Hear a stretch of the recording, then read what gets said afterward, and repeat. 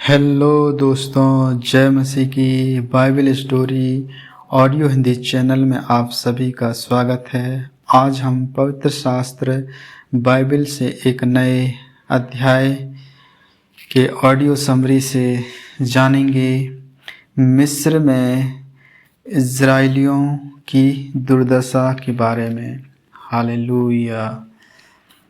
Israel के पुत्रों का नाम जो अपने अपने घराने को लेकर याकूब के साथ मिस्र देश में आए, ये हैं रूबेन, शिमोन, लेवी, यहूदा, इस्साकार, जबूलून, बिन्यामीन, दान, नप्ताली, गाद और आशेर। और यूसुफ तो मिस्र में पहले ही आ चुका था। याकूब के निज वंश में जो उत्पन्न हुए वे सब 70 प्राणी थे।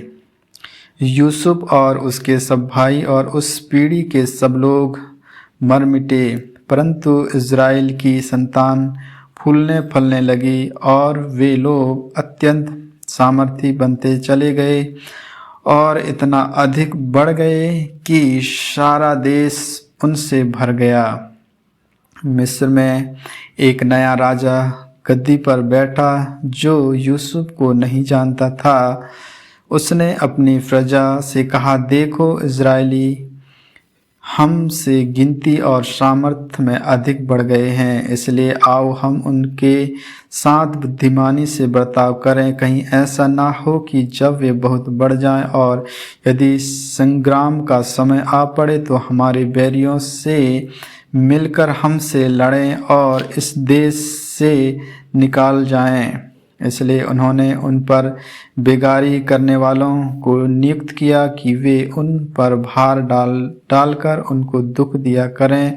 और उन्होंने फ़िरौन के लिए पीतोम और रमसेस नामक भंडार वाले नगरों को बनाया, पर ज्यों-ज्यों वे उनको दुख देते गए त्यों-त्यों वे बढ़ते और फलते चले गए। इसलिए वे इज़राइलियों के अत्यंत डर गए। तो भी मिस्रियों ने इज़राइलियों से कठोरता के साथ सेवा करवाई और उनके जीवन को गारे, ईंटें और खेती की भांति भांति के काम की कठिन सेवा से दुखी कर डाला।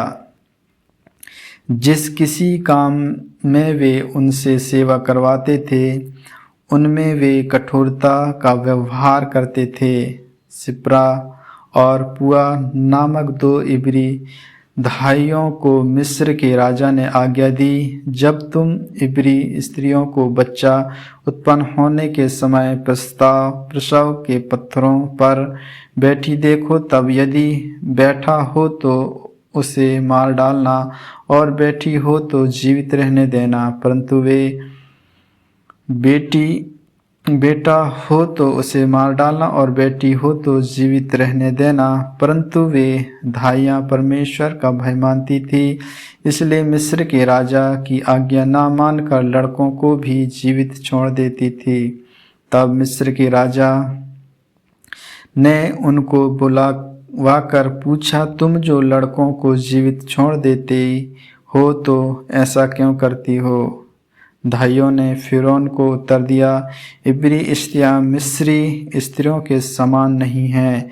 वे ऐसी फुर्तीली हैं कि धाइयों के पहुँचने से पहले ही उनको बच्चा उत्पन्न हो जाती है। इसलिए परमेश्वर ने धाइयों के साथ भलाई की और वे लोग बढ़कर बहुत सामर्थी हो गए, इसलिए कि धाइयाँ परमेश्वर का भय मानती थी।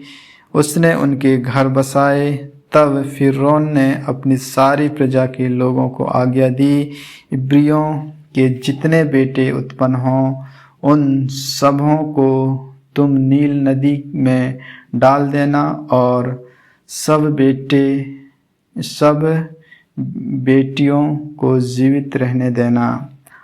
आमीन, आमीन। इन्हीं वचनों के सुनने के द्वारा परमेश्वर आप सबों को आशीष दे। आगे के और भी ऑडियो स्टोरी निगम अध्याय के वचनों को सुनने के लिए ऑडियो स्टोरी चैनल को लाइक, सब्सक्राइब और बेल आइकन को दबाएं। सभी प्रिय भाई बहनों को जय मसीह की।